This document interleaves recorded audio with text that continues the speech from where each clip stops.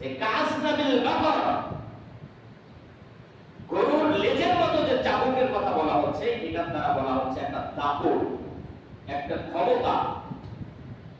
এটা হতে পারে চাবুক, এটা হতে পারে লাঠি, এটা হতে পারে অস্ত্র, এটা হতে পারে পিস্তল, যেগুলো দিয়ে মানুষদেরকে অন্যায়ভাবে পিটাতে থাকবে। বলে নাউজুবিল্লাহ।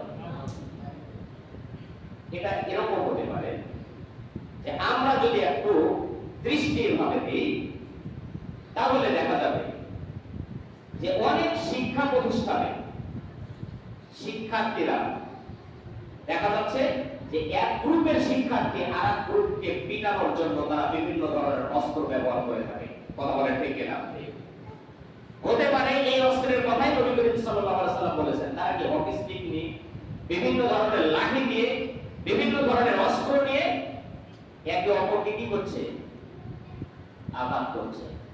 এই তো অল্প কিছুদিন আগে দেখলাম চট্টগ্রাম বিশ্ববিদ্যালয়ে এক স্টুডেন্টকে ধারালো অস্ত্র দিয়ে কোপ মেরে, এত জোরে কোপ মেরেছে, পালাতে গিয়ে তার পায়ের গোড়ালিতে লেগেছে, পায়ের গোড়ালিতে কেটে কি ফাঁকা হয়ে গেছে, ঝুলে পড়ে গিয়েছে।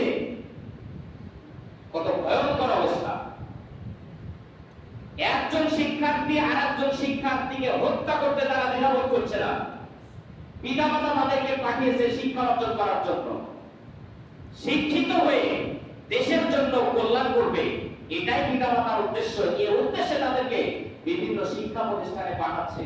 অথচ তারা ক্ষমতার দাপট দেখিয়ে, আমরা দেখে আসছি, অনেক আগে থেকে দেখে আসছি এগুলো,